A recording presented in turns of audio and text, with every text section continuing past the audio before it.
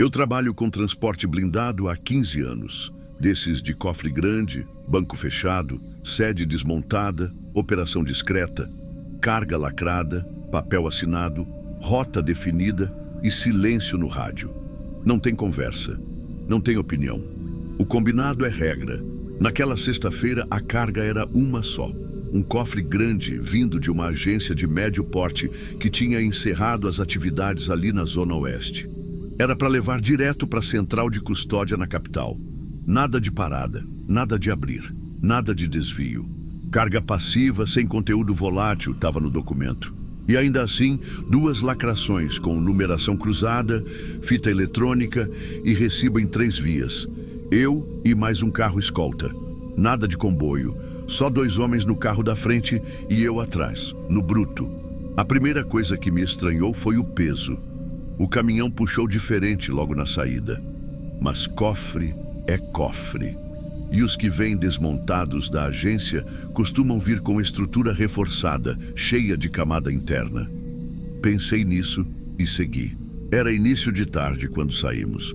Sol pesando, ar-condicionado no talo, estrada conhecida, sem subida forte, sem curva perigosa. Tudo certinho. A primeira batida eu ouvi antes do segundo pedágio. Seca, oca, uma pancadinha boba que parece vibração de peça solta. Olhei o retrovisor interno e não vi nada, claro. A parte traseira era toda lacrada por dentro também. Mas anotei mentalmente. Checar eixos depois. Passou. Silêncio. 15 minutos depois, outro pedágio. Parada rápida, pagamento automático. Assim que o caminhão freia por completo, tum! Outra batida. Igual, mesma altura, mesmo som. Já não parece peça solta. Eu começo a pensar se é alguma trava batendo por pressão, metal com metal, chapa tensionada. Porque som assim, oco daquele jeito, não combina e começa a repetir. Toda vez que o caminhão para por completo, seja para pedágio, para cruzar rotatória ou num sinalzinho de trânsito antes da rodovia principal, tum! Uma, às vezes 2, mas espaçadas, e sempre do mesmo canto. A cabine do blindado não tem isolamento acústico de caminhão comum. Ela é abafada, metálica, com eco. Tudo vibra junto. Se o barulho fosse de fora, eu não ouviria assim. Se fosse do motor, viria de outro lado. Se fosse estrutura, tremeria junto, mas era de dentro, do cofre. Eu sigo, obedeço, faço o que mandaram, mas começo a suar, e não é pelo calor. A gota veio mesmo quando parei no último posto antes do trecho final, ali já próximo de Atibaia. Paramos para banheiro 5 minutos só.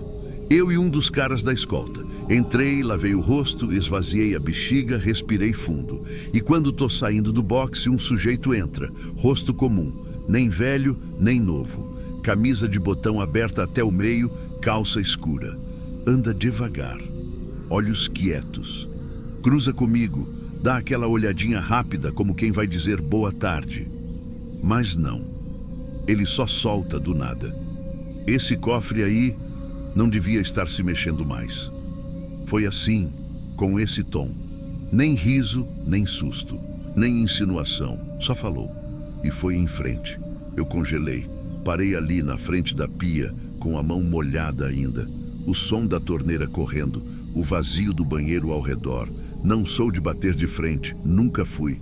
Mas ali eu nem consegui. Olhei pelo espelho, esperando ele olhar para trás. Mas não olhou. Saí. Voltei para o caminhão.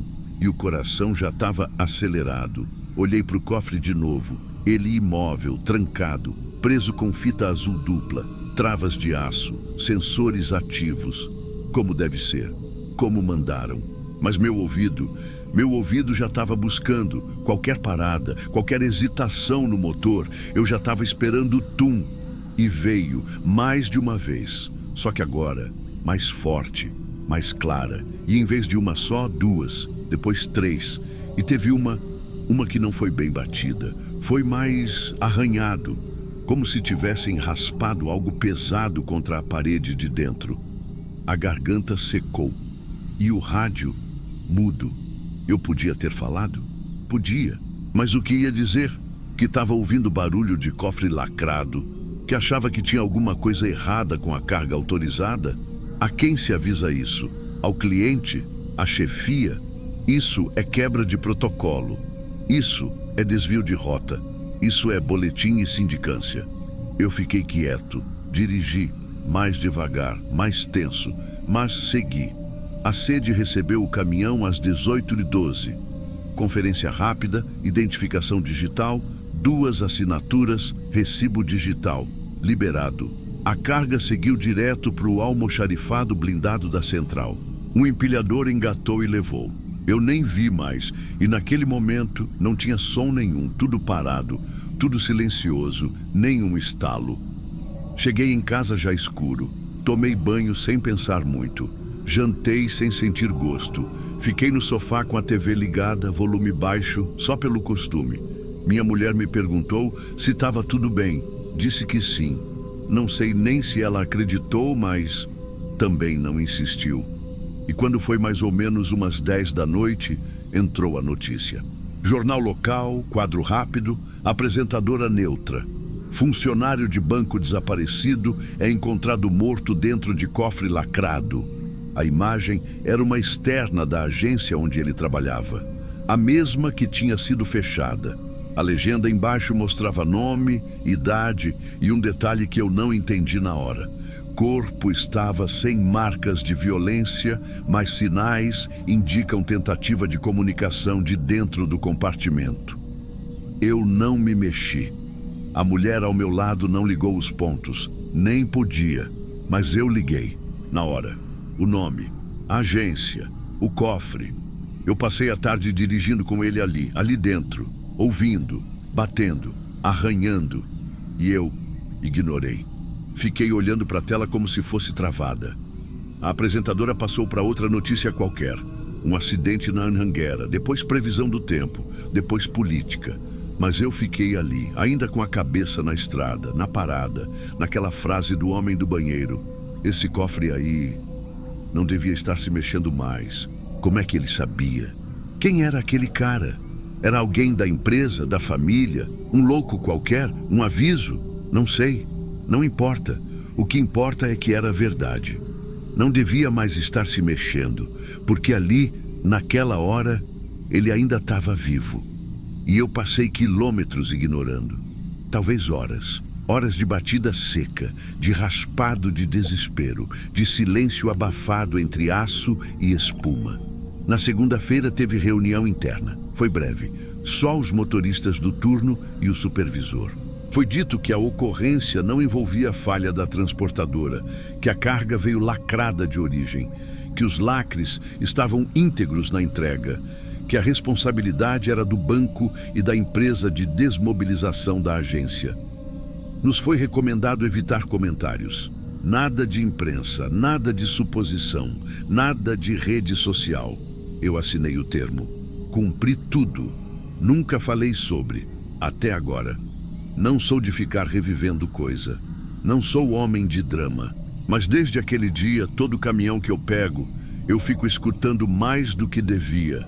O som do motor, o freio a ar, o barulho da chave girando no painel. E o que vem depois, quando para, quando tudo silencia e o ouvido fica limpo, atento, esperando qualquer coisa, qualquer batida, qualquer presença. Porque eu nunca vou saber quanto tempo ele aguentou. Nunca vou saber quantas vezes ele bateu esperando que alguém reagisse. Nunca vou saber se aquela última batida já era ele caindo, desmaiando, desistindo. Eu só sei que eu estava lá e fiz o que mandaram. Nada além, nada a mais. E tem dias em que isso parece certo. Outros, isso me quebra por dentro. Ninguém quer pensar que podia ter feito algo, mas eu podia. Podia ter falado com o supervisor, podia ter parado no posto da empresa, podia ter pelo menos ligado o alerta. Mas não, eu ouvi, parei e entreguei, como se fosse só mais uma carga. Mas não era. Era um homem, vivo, com medo, com esperança. E o pior é que a última coisa que ele deve ter escutado foi o motor ligando de novo e eu indo embora.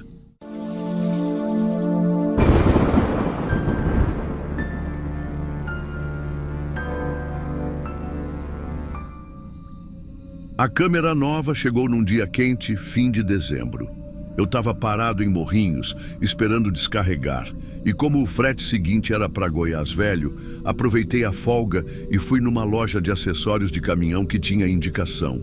Queria só um sensor de ré básico, desses que apita quando chega perto de muro. O cara ofereceu um kit mais moderno, com visor embutido no painel. Promoção de fim de ano, parcelava em 6. Instalaram ali mesmo. Simples, discreto. Só ligava quando engatava a ré. E o visor apagava sozinho depois. Nada demais. Ou pelo menos era o que parecia. Na primeira noite rodando com ela, já notei um negócio estranho. Eu estava saindo de Jaraguá, sentido Pirenópolis.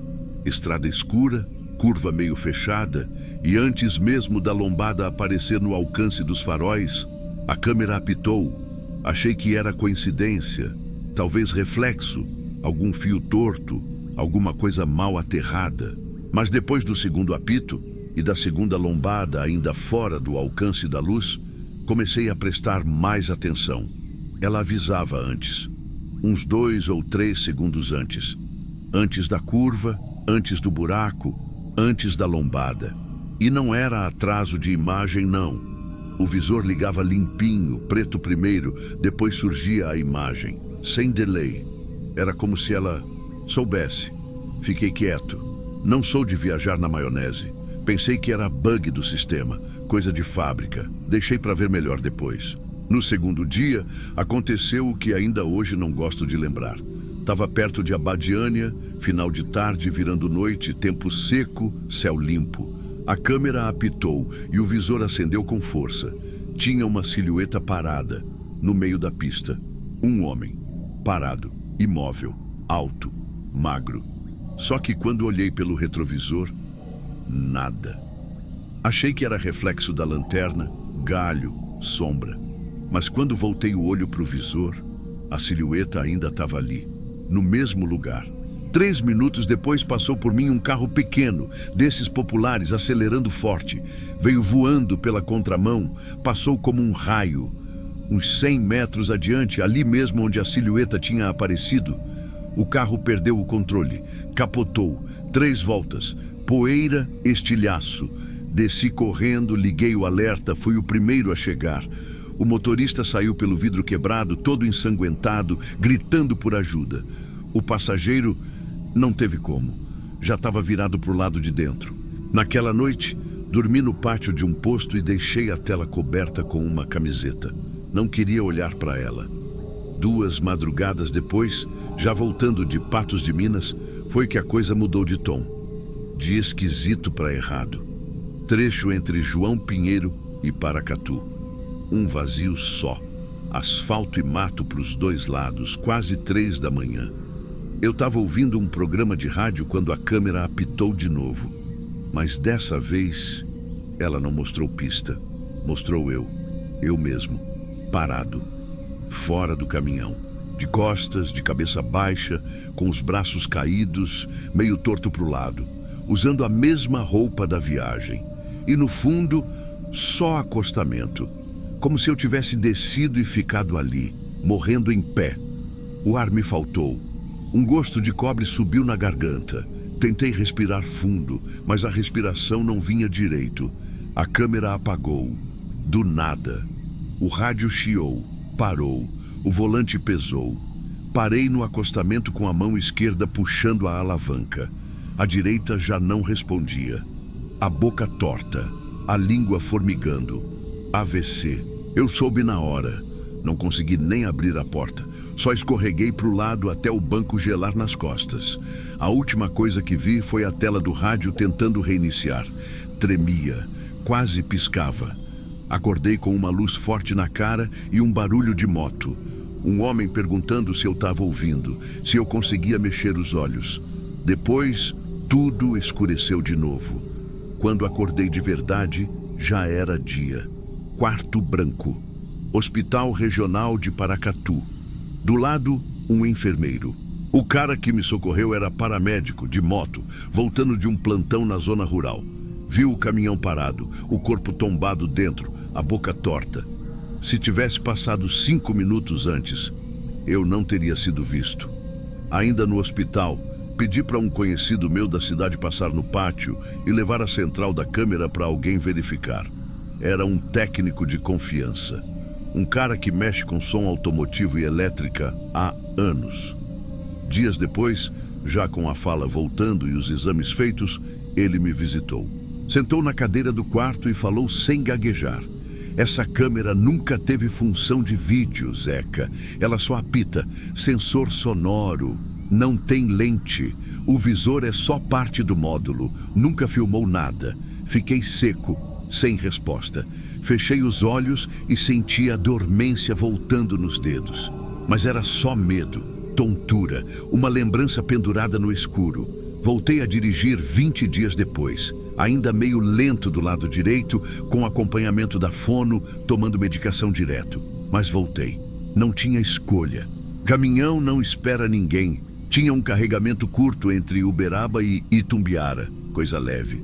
Rota simples, pouco movimento. Perfeita para quem estava recomeçando. Só que antes de sair, eu pedi para religarem a central da câmera. O técnico achou estranho. Falou que era perda de tempo, que não tinha função real, que o visor era só cosmético, que devia estar com mau contato. Eu insisti. Pedi que deixasse do jeito que estava. Só ligando na ré, só isso.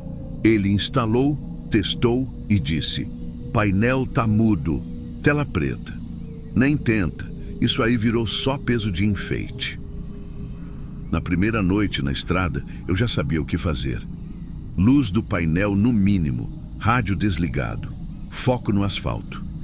Quando estacionei para dormir no pátio de um posto em Ituiutaba, esperei o ambiente ficar completamente quieto. Nem som de motor, só o tique seco do pisca-alerta lá fora. Girei a chave de novo, só para o painel ligar. A tela da câmera, preta. Fiquei olhando por uns bons segundos. Um silêncio que tremia no ouvido. Engatei a ré só por desencargo. Nada, tela preta, soltei a alavanca, deixei voltar para o neutro. E foi quando aconteceu. Por menos de um segundo, por coisa de milésimo, a tela piscou. Um clarão curto, como flash. E nesse clarão, eu vi minha mão, de fora do caminhão, acenando devagar. Não era reflexo, não era imagem gravada, era agora. A mesma mão que estava no volante, mas com outro ângulo. Como se alguém estivesse do lado de fora, imitando o meu gesto. Como se estivesse tentando chamar minha atenção. Ou dar tchau. Dei um pulo no banco. A tela apagou, a luz do painel também. O motor, que nem estava ligado, chiou. Desci. Rodeei o caminhão 3 vezes. Nada. Nenhum vulto. Nenhuma pegada. Nenhuma lanterna acesa ao fundo. Nem farol vindo. Só o som abafado dos pneus de um carro distante. Entrei de volta. Tranquei a porta com força, mas não dormi. Só fiquei ali, pensando se aquela mão era um aviso ou uma despedida. Se aquela câmera era mesmo um equipamento, ou se era só um espelho torto. Um jeito estranho de ver o que a estrada ainda não trouxe, mas já decidiu. Desde então, ela nunca mais ligou. A câmera, o visor, o som, tudo morto. Mas também nunca mais tive coragem de olhar muito tempo para aquela parte do painel. E nunca mais viajei sem me perguntar: se o visor acender de novo, o que é que eu vou ver? E mais importante ainda, será que dá tempo de frear?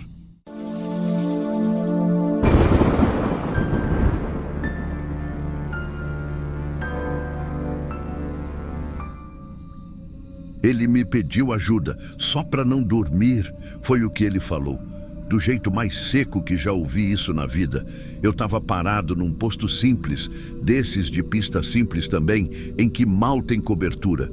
Madrugada adiantada, 2 e pouco. Já tinha pegado o café fraco, dado uma esticada nas pernas e ia subir de novo na cabine quando escutei: "O senhor está indo para Lavínia?" Não era muito fora da minha rota. Respondi com o que costumo dizer quando tô de cabeça cheia: "Tô indo para frente." Ele riu de leve, mas não com o canto da boca. Riu com o nariz, como quem entendeu, mas não gostou. Era novo, devia ter seus 20 e poucos anos, meio magro, mas com o ombro largo, como quem tinha força guardada. Tava suado, calça manchada de barro no fundo da perna, mochila velha pendurada num ombro só e uma sacola plástica batendo na perna esquerda. Não é longe. Juro que não falo nada se o senhor quiser silêncio. Só queria não ir dormindo. Não era a primeira carona que eu dava e talvez por isso hesitei. O posto não tinha mais ninguém na hora, nem frentista do lado de fora. Só o ventilador da copa batendo na janela com aquele barulhinho de hélice fraca. Subiu. Não perguntei o nome, nem ele o meu. No começo, foi o contrário do que prometeu. Falava muito. A voz dele era aguda e ele parecia tentar se distrair. Não calava.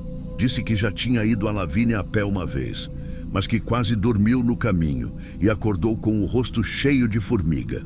Falava e gesticulava, como se não desse conta de segurar o corpo. Puxava assunto até sobre caminhoneiro que morre na estrada. Depois contou de um tio que estava preso, de uma dívida que herdou do pai, de uma mulher que sumiu da vida dele levando tudo que ele tinha, menos os livros. Falou de livro como quem fala de guerra, que lia sem conseguir entender, que escrevia sem saber o que queria dizer. Aos poucos a fala dele foi virando ruído e eu deixei. Só dirigia. Até que parou. Assim, do nada. No meio de uma frase sobre pesadelos com trem, ele calou. O silêncio dele fez mais barulho do que tudo que tinha falado antes. Eu olhei de canto e percebi que ele nem encostava nas coisas. A mochila ainda no colo, a sacola entre os pés. Mãos cruzadas, olhos fixos na janela do passageiro. Parecia estar vendo coisa lá fora, mas não tinha nada. Só estrada reta, pasto e escuridão. Por mais de 1 hora, ele não moveu um músculo. Nem pigarro, nem suspiro. O vidro embaçava do lado dele, mas ele nem limpava. Me incomodou de um jeito que não sei explicar. E olha que já vi de tudo nessa vida. Quando chegamos perto da entrada da cidade, ele levantou. Sem pedir para parar, só se adiantou. Eu fui encostando o caminhão mesmo assim. Desceu ligeiro, agradeceu quase sem voz e foi andando com o passo curto, como quem tem um destino, mas não sabe onde fica. Só depois que liguei de novo o farol alto é que reparei. A sacola dele tinha ficado. Era daquelas sacolinhas de supermercado, brancas com letra vermelha. Estava no cantinho da boleia, como se tivesse sido deixada ali de propósito. Peguei com a ponta dos dedos. Estava morna ainda. Tinha uma camisa dentro, azul clara, dessas de algodão fino, completamente encharcada de suor. E um caderno, pequeno, de capa mole, com páginas emboloradas de umidade. As frases que vi eram rasuradas, invertidas, sem sentido. Algumas pareciam só palavras repetidas. Não fui eu, não fui eu, não fui eu. Outras tinham um padrão estranho, tipo poema mal escrito. Mas o que me parou de verdade foi o bilhete dobrado no meio do caderno. Papel velho, amarelado, com a tinta quase apagando. Escrito à mão, tremido. Se eu começar a tremer, me derruba antes de eu ferrar tudo. Só isso. Fiquei olhando aquilo por mais tempo do que devia. Motor desligado, farol ainda aceso, estrada vazia, só o barulho do relógio do painel. Fechei a sacola devagar. Joguei para o banco de trás e toquei até o pátio onde ia descarregar. Não comentei com ninguém. Fui dormir no fim da tarde, com a cabeça leve demais para o que carregava. Na manhã seguinte, liguei a TVzinha da copa do posto só para ouvir barulho enquanto comia. E a matéria entrou. Jovem fugitivo de unidade psiquiátrica é encontrado sem vida nos fundos de uma fábrica abandonada em Lavínia. A polícia acredita que ele tenha tentado se esconder durante a noite. Morreu por causa da exposição ao frio e ao próprio estado clínico. Mostraram uma imagem rápida do local e uma camisa azul, estendida no capô de uma viatura. Mas não era a mesma. A que eu vi estava comigo, ainda suada, ainda com o cheiro dele. Fiquei calado. Nem para a moça do café eu contei. Deixei a sacola no fundo da boleia. Não encostei mais. Ficou lá 3 dias, balançando no mesmo lugar a cada buraco da estrada. Naquela noite mesmo, depois da notícia, fui revisar mentalmente tudo o que tinha acontecido, desde a hora em que ele subiu. E quanto mais eu pensava, menos eu entendia. Lembrava do rosto dele só pela metade. Do lado que ficava virado para mim, eu juro que tinha um tique, uma contração leve perto do olho, como se algo estivesse querendo sair dali. Mas na hora eu só achei que era cansaço ou nervoso. Lembrava também da fala dele, que no começo parecia acelerada por café ou por medo, e de repente, nada, como se tivesse se desligado. Mas o que mais voltava era o bilhete, a frase: se eu começar a tremer, me derruba antes de eu ferrar tudo. Era um aviso? Um pedido? Uma ameaça? Tentei pensar no que ele quis dizer com ferrar tudo. E por que tremor seria o gatilho? Será que ele sabia o que tinha? Será que ele carregava alguma coisa que podia tomar conta dele? Ou será que era só um desabafo de quem estava cansado de lutar? No posto seguinte, lá em Penápolis, fiz o que não devia. Abri o caderno de novo. Estava com cheiro azedo, como de armário velho, roupa molhada esquecida. As primeiras páginas não diziam nada. Desenhos deformados, alguns rabiscos em preto e vermelho. Coisas que pareciam letras, mas que não formavam palavra nenhuma. Depois, comecei a ver datas. E elas vinham riscadas, sempre 2 por página, uma de manhã, outra de noite. Ao lado de algumas ele anotava: controlei. Não doeu tanto. Hoje não vi ninguém. Silêncio quase inteiro. Quase tremi. Pedi ajuda com o olhar. Não viram. Numa das folhas mais gastas, tinha só 2 linhas com letras muito miúdas. É quando começa pelo braço. Não parece nada. Mas vem. Se chegar no peito, não sou mais eu. Fechei o caderno. Quase joguei fora ali mesmo. Mas não joguei. Talvez porque eu sentisse que aquilo agora também era meu. No terceiro dia, resolvi limpar a cabine. A sacola ainda estava lá. Estava suando, literalmente. A umidade da camisa tinha passado para o plástico, que estava grudento. Peguei tudo com um pano e enfiei dentro de uma caixa de papelão. Levei até um posto policial na beira da estrada. Cheguei a dizer que achei aquilo num ponto de parada, que talvez fosse de alguém perdido. O cara da recepção só olhou por cima da borda e mandou deixar ali mesmo, com um número de contato. Nunca ligaram. O problema é que não parou aí. Depois daquele encontro, minha cabeça mudou. Comecei a reparar em coisas que antes passavam batido. Por exemplo, em cada parada, em cada pátio, sempre tem um que fica de canto. Sempre tem um que não fala. Um que sua demais. Que pisa estranho. Que parece estar lutando contra um inimigo que ninguém vê. Antes eu nem notava. Ou notava e esquecia. Agora eu vejo. E não consigo mais desver. Um dia, umas 2 semanas depois, encostei num restaurante de estrada em Itapeva. Era cedo ainda. Comi arroz com ovo, sentei perto da janela para esperar o tempo de descanso. Foi quando vi um cara deitado num banco de cimento fora da sombra. Tava tremendo. Não era frio, era o tremor do tipo interno. Ombro contra ombro, queixo tentando segurar alguma coisa. Do lado dele, uma mochila e uma sacola branca. Eu levantei, fui até lá, perguntei se ele estava bem. Ele fez que sim com a cabeça, mas sem me olhar. Só uma vez ele levantou o olho. Era um olho de gente acordada, mas em guerra, como se ele lutasse para não deixar o corpo fazer algo. Voltei para o caminhão e fiquei ali, vendo de longe. Minutos depois, um rapaz do restaurante veio e falou com ele. Ofereceu um prato. O cara recusou, mas o tremor parou e ele sumiu, como se nunca tivesse estado ali. Depois disso, as coisas começaram a embolar. Em Salto, sonhei que o rapaz da sacola estava no banco do carona de novo, só que sem cabeça. No lugar do rosto, uma folha de caderno colada no pescoço e o bilhete, escrito em vermelho: você não me derrubou. Acordei encharcado, Comecei a pensar se ele não queria mesmo era isso, ser derrubado, parado, segurado, e ninguém fez, nem eu. Lembro que quando ele desceu, nem olhou para trás. Ficou só com a mochila, deixou a sacola. Talvez fosse o jeito dele de pedir para alguém continuar o que ele não conseguiu.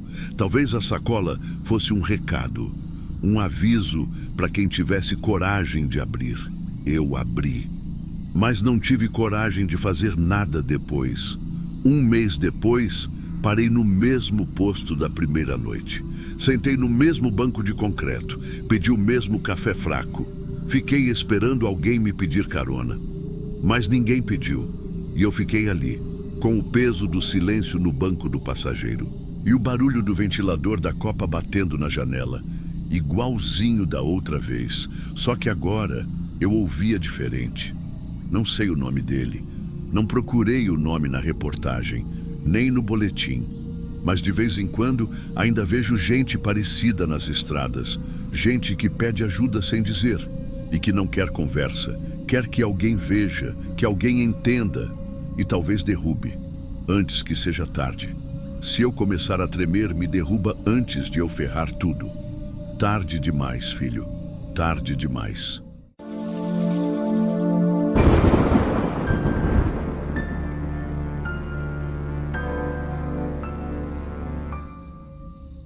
Eu parei naquela balança, como já parei tantas vezes.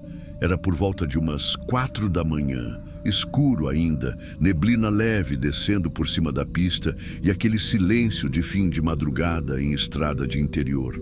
Só o barulho do radiador rangendo ali do lado, do motor começando a esfriar e o cheiro de freio quente subindo devagar. A balança era uma daquelas mais antigas, pequena, com escritório de um lado e um banheiro improvisado do outro. Fica antes de um trevo, perto de Bom Jesus da Lapa, conhecida dos caminhoneiros que levam carga viva por aqui. Naquele dia, eu estava vazio. Tinha descarregado bois na noite anterior e voltava leve para casa. Só queria pesar rápido, tomar um café no posto lá da frente e seguir viagem. Desci para procurar o rapaz da balança. Tinha um papel no vidro dizendo que ele tinha ido tomar café e que voltava logo. Entrei na cabine, deixei o motor ligado baixo e fiquei esperando. Foi aí que vi ela, uma senhora, parada do lado direito da boleia. Baixinha, lenço amarrado na cabeça, vestida com roupa escura, tipo aquelas batas antigas sem estampa.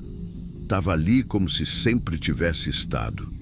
E o jeito que ela olhava era calmo demais. Como se já soubesse o que eu estava sentindo antes mesmo de eu pensar. Ela falou sem rodeio. Você vai pesar vazio na volta, mas cheio por dentro. Na hora eu ri sem graça. Achei que era moradora da região.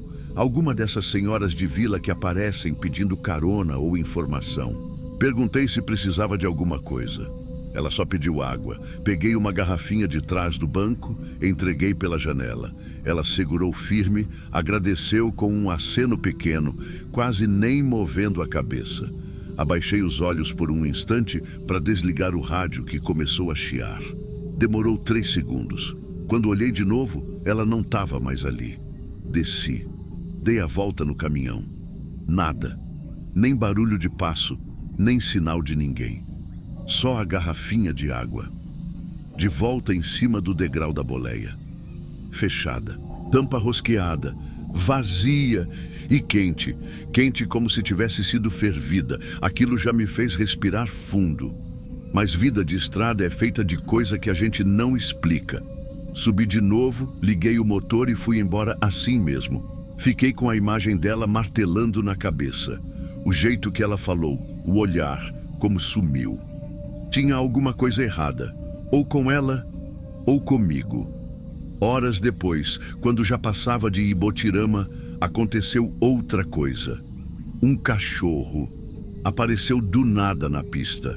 Pequeno, meio caramelo, magro. Corri o pé pro freio, mas não deu tempo. Senti o impacto e o estalo seco embaixo da boleia. Um barulho que não sai da cabeça. Parei no primeiro posto depois da curva, tremendo. Não sei se de susto ou de raiva de mim mesmo. Desci, dei uma volta no caminhão. O bicho já não estava mais lá, só uns pinguinhos escuros perto da lateral do pneu traseiro. Entrei no banheiro para lavar o rosto. Era um desses de azulejo branco antigo, espelho rachado e a pia pingando sem parar. Fiquei ali, me encarando no espelho, tentando respirar. A lembrança do cachorro me dava um nó na garganta. Quando saí, ela estava lá, sentada na mureta do lado do frentista, com um pão com mortadela na mão e aquele mesmo olhar calmo. Ela olhou para mim e disse: "Primeira perda é sempre menor, é para ensinar a frear o resto." Minha mão congelou na maçaneta da porta. Aquela frase, o jeito como ela falou, igualzinho antes. Andei até o frentista fingindo naturalidade. Perguntei baixinho, tentando não parecer maluco: "A senhora aí chegou faz tempo?" Ele nem olhou. "Que senhora?" "A da mureta ali, comendo pão." O rapaz franziu a testa. "Só tá o senhor aqui desde que parou. Não chegou mais ninguém, não." Olhei de novo. Ela ainda estava lá. Mas aí me deu um estalo. Como é que ela conseguiu um pão com mortadela, se a lanchonete nem tinha aberto? Voltei para a cabine sem falar mais nada. Aquela imagem dela comendo devagar, sem pressa, como se esperasse alguma coisa, ficou grudada em mim até agora. Continuei viagem calado, mais de 100 quilômetros sem ligar rádio, sem mexer no celular. Eu só olhava a estrada, tentando entender se aquilo era sonho ou delírio. Mas a garrafa ainda estava ali, a garrafa quente. E agora, a frase dela martelando junto. Na volta, quando fui pesar de novo, a balança estava vazia. Dessa vez o funcionário estava lá. Me reconheceu. Passou aqui de madrugada, né?" Assenti com a cabeça. "Estranho", ele comentou. "Quando o sistema registrou sua pesagem, ninguém tinha liberado. Fui ver agora de manhã e não tem entrada registrada. Mas você apareceu no histórico, com hora certinha." Fiquei em silêncio. Ele pediu para subir de novo para pesar antes de registrar a volta. Subi. O visor acendeu. "Ué?" ele falou. "Isso tá certo?" "O quê?" "Tá marcando 600 quilos a mais, irmão. Mas você tá vazio, não tá?" "Tô." Ele me olhou como se eu estivesse escondendo alguma coisa. "Caminhão puxando freio? Algum problema?" "Não, tudo certo." Ele anotou o número, mas ficou olhando meio desconfiado. Antes de me liberar, disse: "Você tá pálido. Aconteceu alguma coisa?" Eu só respondi com um aceno vago e segui viagem. A última coisa que eu queria era explicar que o peso podia estar ali dentro, comigo. No caminho fui tentando lembrar de tudo. A frase da balança, a do posto, o cachorro, o lenço dela. Peraí, o lenço? Ela usava um lenço na cabeça, branco bordado nas pontas. Lembro disso agora porque quando cheguei em casa e fui limpar a boleia, estava lá, no porta-luvas, dobrado, limpo, como se tivesse sido guardado com cuidado. No porta-luvas, ali, no meio dos papéis de frete, comprovante de pedágio e um saquinho com moedas, estava o lenço dela, dobrado, branco, com bainha vermelha. Puxei devagar, sem entender. Era o mesmo, aquela linha vermelha costurada nas bordas. Dava para ver que não era coisa de fábrica. Era linha de rolo, dessas de costureira de vila. Caseado pequeno, ponto por ponto. E no canto, uma frase bordada, costurada à mão, com calma, com intenção. Eu vim antes, não era para ser você. Eu não consegui dobrar de volta. Fiquei olhando aquele pano na mão como se fosse um papel de sentença. Parecia limpo, novo até, sem cheiro forte, sem poeira. Mas aquilo me pesou mais que a carga dos bois que eu costumo levar. Guardei no fundo da mochila entre umas roupas e nem contei para ninguém, nem para minha mulher, nem para o meu irmão que também roda a estrada, nem para os colegas que vivem perguntando se vi coisa estranha por aí, porque aquilo ali não foi ver coisa, aquilo ficou. Nos dias que seguiram tentei esquecer, me joguei nas entregas, viajei mais do que precisava, Passei quase 2 semanas dormindo na boleia direto, evitando voltar em casa. Mas tudo parecia contaminado. Eu ligava o rádio e vinha chiado. Parava para dormir e sonhava com o cachorro atravessando de novo. E a pior parte é que acordava sempre com sede, boca seca, como se estivesse sem água há dias. Teve uma madrugada na saída de Barreiras que parei num acostamento deserto para dormir um pouco. Quando fechei os olhos, ouvi um barulho de papel se amassando no banco do passageiro. Abri o olho, acendi a luz, nada, mas o lenço estava ali, fora da mochila, em cima do painel, dobrado de novo, igual da primeira vez. A frase para cima. Eu vim antes, não era para ser você. Eu comecei a achar que aquilo era recado de algum tipo, não desses místicos, mas aviso mesmo, como quem dá sinal antes do acidente, só que com atraso, ou com dó. Parei de dirigir por uns dias. Fiquei em casa, largado. Meu filho de 8 anos me viu uma noite sentado no sofá, com um lenço na mão, e perguntou se era da vovó. Falei que não. Ele disse, parece aqueles paninhos de benzedeira que a gente vê na feira. Aquilo me deu um arrepio. Na outra semana, fui deixar o caminhão na revisão. O mecânico, que me conhece há anos, disse que o sistema de freio estava puxando mais do que devia, como se tivesse peso demais na cabine. Tá carregando chumbo e não contou? Ele brincou. Balancei a cabeça. Mas era como se estivesse sim. 1 mês passou. Achei que tudo tinha ficado para trás. Até que voltei a fazer a rota da balança. Mesmo caminho, mesmo horário, quase mesma data. E lá estava ela. Não do lado da cabine dessa vez, mas do outro lado da pista, em pé, sozinha, me olhando, com a mão cruzada por cima do peito, o mesmo lenço na cabeça, o mesmo rosto calmo, como se estivesse esperando eu olhar. E eu olhei. Fingi que não vi, mas vi. E naquele instante, soube que o que tinha acontecido ainda estava acontecendo. Não era lembrança, era presença. O que me pegou de jeito foi que, na volta, pesei de novo. E o número subiu. 720 quilos a mais. Falei com o funcionário da balança, outro rapaz dessa vez, e ele me perguntou se eu tinha passado por alguma coisa no caminho. Disse que às vezes o sistema dava essas loucuras quando o sensor interno travava por queda, solavanco forte ou acidente. Eu travei na palavra, acidente. Ele falou, teve alguma coisa assim? Respondi, ainda não. E aquilo doeu. Doeu por dentro, como se eu tivesse mentido para mim mesmo. Na semana seguinte, um colega da estrada, conhecido nosso, morreu num tombamento perto de Jequié, caminhão de carga viva. Mesma rota que a minha, mesma empresa, mesmo modelo de caminhão. E na mesma balança, onde vi a senhora pela primeira vez, ele também tinha passado, no mesmo dia do acidente. O que disseram depois é que ele relatou freio puxando, caminhão estranho, e que comentou no rádio que tinha achado o eixo pesado sem motivo.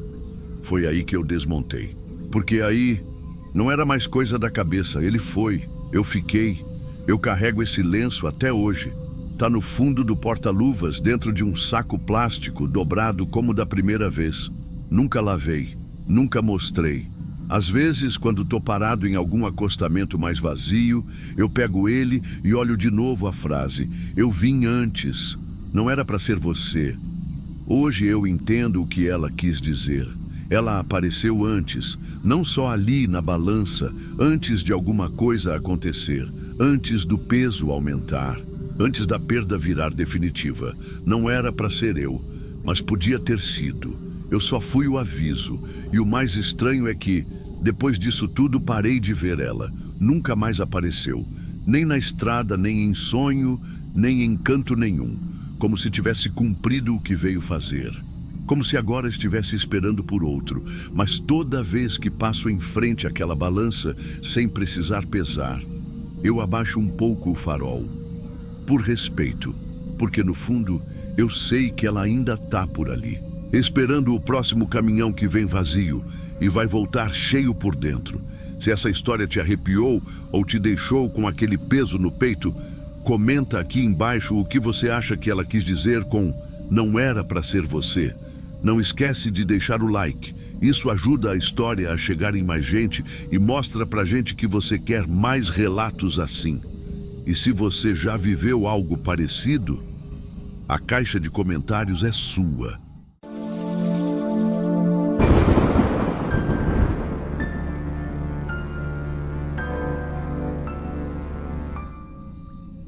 Me chamo Hélio, tenho 54 anos e ainda tô na ativa, rodando caminhão pelo país. Faço carga fechada, geralmente entre o interior de Minas e o recôncavo baiano. 32 anos de estrada. Já vi coisa feia, coisa boa, coisa besta. Nunca fui de ligar para história de assombração nem de mau agouro. Mas tem coisa que não precisa gritar para fazer a gente escutar. Foi numa quinta-feira, começo da noite. Eu estava subindo a BR-116, perto de Jaguaquara. Trecho conhecido, já passei ali mais de 100 vezes. Parada rápida, acostamento largo, só para aliviar a bexiga e seguir viagem. Caminhão desligado, farol apagado. Só eu, o mato e o barulho dos pneus dos outros passando lá longe. Foi quando levantei os olhos. Tava ali, num poste de concreto do lado do motorista, bem em cima do barranco, um urubu, sozinho, empoleirado, olhando para baixo, mas não era bicho atrás de carniça, nem farejando, nem girando no alto, só olhando, fixo, quieto, como se estivesse esperando eu olhar de volta. Fiquei ali parado um instante. Achei estranho, claro, mas a gente vive cansado. Segui o caminho sem dar importância. Achei que era só coincidência. Urubu tem por tudo quanto é canto. Mas na outra viagem, no sábado, aconteceu de novo. Dessa vez, era depois da curva do Cipó Seco, uns 10 quilômetros antes de Irajuba. Parei para ajeitar a lona que soltou da lateral. Assim que desci, a primeira coisa que vi foi ele. Mesmo estilo. Sozinho. No alto do poste. Do lado do motorista. Olhar igual. Parado, direto em mim. Não sei explicar. Não era medo. Mas me deixou gelado. Era como se ele já soubesse quem eu era e só estivesse ali para confirmar que eu passei. Na segunda vez, confesso que fiquei com aquilo na cabeça o resto do trecho. Comecei a reparar mais. Cada poste, cada ponto alto. Toda vez que eu diminuía em ponte ou viaduto, meus olhos iam direto para o alto sem nem perceber. Não vi mais nada naquele dia, nem no domingo. Achei que era bobagem minha, cansaço talvez. Mas foi na segunda-feira à noite que ele apareceu pela terceira vez. Eu já tinha carregado no polo de Jequié e estava voltando com uma carga leve. Era quase meia-noite quando comecei a subir para o trecho da Serra da Piedade. Curva apertada, viaduto antigo, sem acostamento. E lá estava ele, no alto do viaduto, na pilastra de concreto, logo antes da curva. Não se moveu, não voou, não virou o pescoço, só olhou. O mesmo olhar, o mesmo bicho. Só pode ter sido o mesmo. Na hora, minha mão suou no volante. Eu não pensei, só desacelerei. Fui devagar, reduzi como quem carrega vidro, nem sei porquê. Não tinha ninguém na frente, nenhum carro atrás. Mas meu corpo inteiro pediu para ir devagar. E foi isso que me salvou. Porque não deu 5 segundos e um caminhão bitrem veio voando na contramão, com o farol torto, estourado, arrastando fumaça. O cara perdeu o controle na curva. Se eu tivesse vindo embalado, como de costume, tinha dado de frente. Não dava tempo de desviar. Joguei o caminhão para o canto. Parei. O motor ficou tremendo com o susto, mas não era só ele. Meu braço todo arrepiado, a boca seca. E quando olhei pelo retrovisor, ele ainda estava lá, mas dessa vez de costas. Não sei se você entende o que eu estou dizendo. Ele não estava ali para me avisar, nem para me assustar, nem para mostrar nada. Estava só esperando eu passar. Fiquei uns 15 minutos parado no acostamento, o caminhão desligado, só o barulho do vento e o zunido de alguma coisa que parecia bater na lona. Mas não era vento, nem lona. Era minha cabeça tentando entender. No retrovisor, ele não mexia. Continuava ali, de costas, como se a parte dele já tivesse sido feita. E a minha também. Não tentei entender demais. Quem roda a estrada há muito tempo aprende a não buscar explicação para tudo. Tem coisa que não é para entender, só para lembrar. Segui viagem mais devagar do que de costume.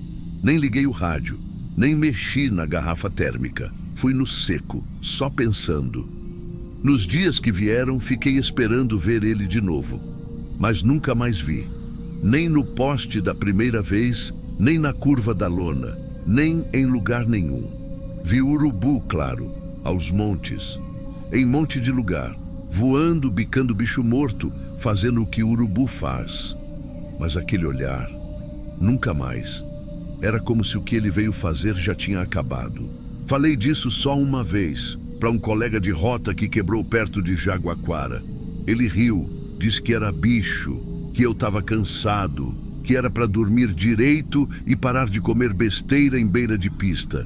E eu não retruquei, porque ele estava certo, era bicho. Mas bicho nenhum olha daquele jeito, não para você, não parado, não 3 vezes. Nunca fui de ler essas coisas de presságio, nem de acreditar nessas histórias de sinal. Mas tem um ditado antigo que nem sei de onde ouvi, mas ficou. O que te salva não te grita, só espera você notar. E aquele bicho não me gritou, ele só ficou. Não farejou morte, não estava à espreita, não rodou no alto como quem espera a queda. Ele só olhou, me viu, depois me esperou. E quando passou, virou as costas. Acho que é isso que ainda me dá calafrio, porque não teve terror, nem susto, nem sombra. Só um olhar, um que já sabia. E depois, o silêncio de quem não precisava mais nada. Hoje, quando passo naquele trecho, ainda olho para os postes, todos, mesmo sabendo que não vou ver, e agradeço, em silêncio, sem rezar, sem sinal da cruz. Só penso, esse não fareja morte, esse só estava esperando a minha passar.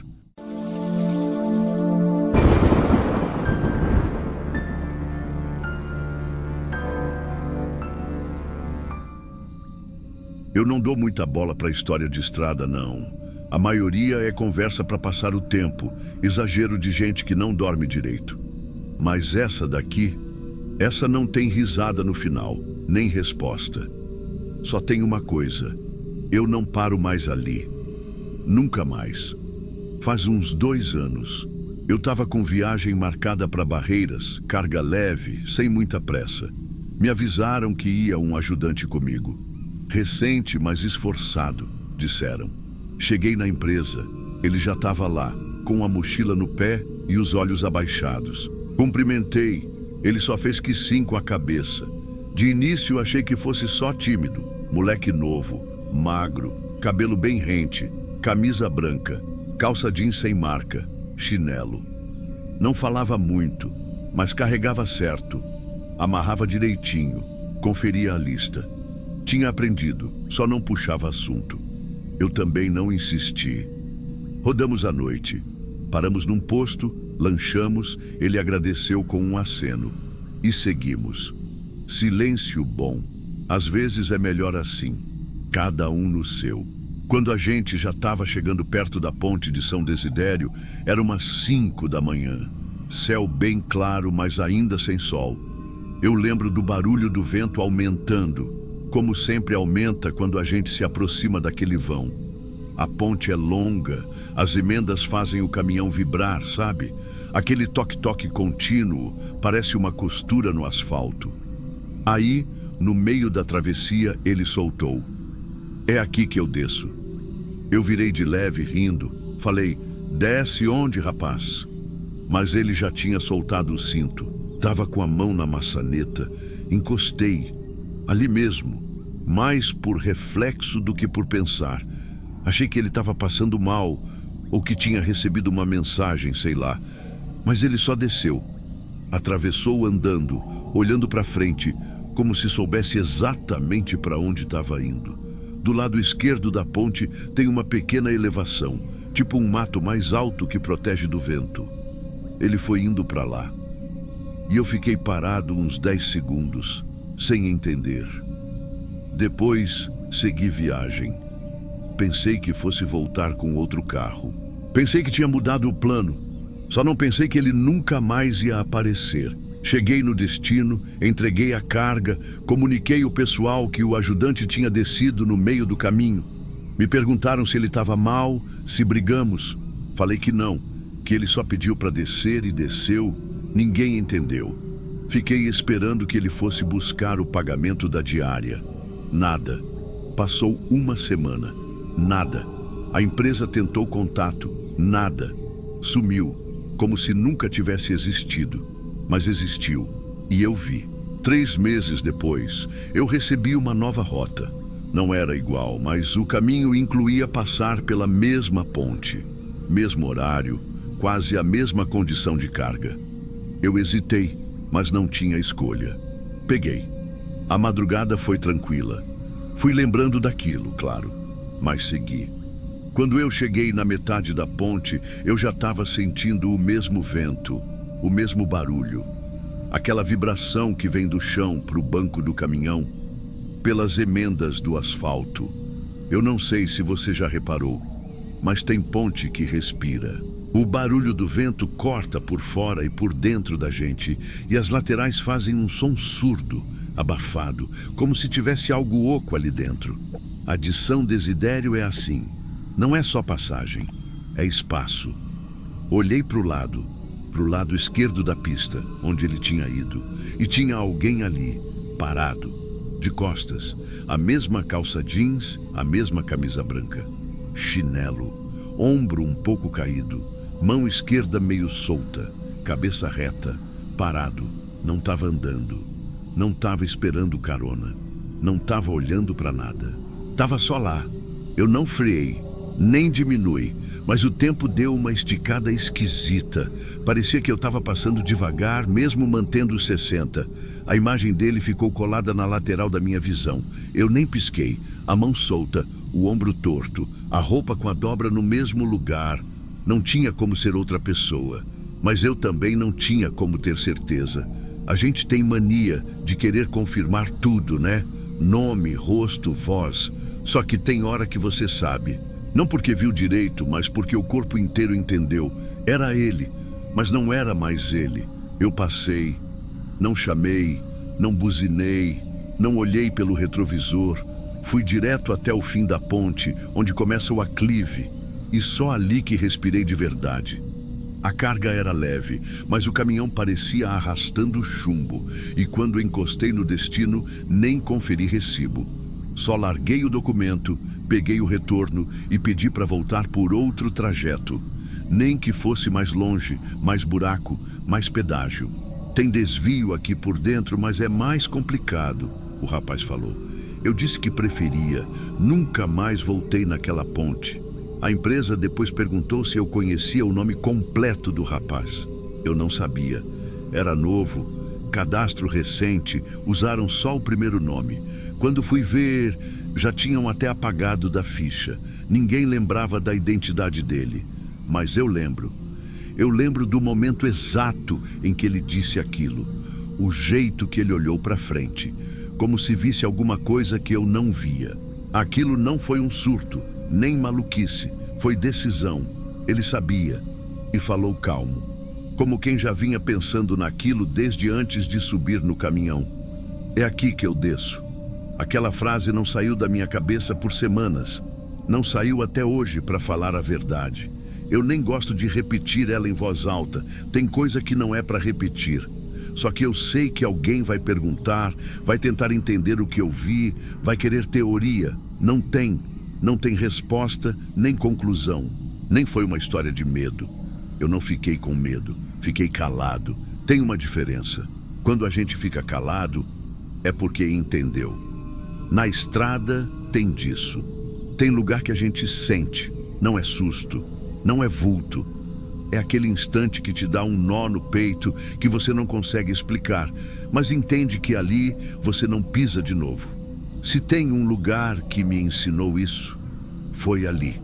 A ponte de São Desidério. No meio do vão, do lado esquerdo, parado, de costas, com a mesma roupa.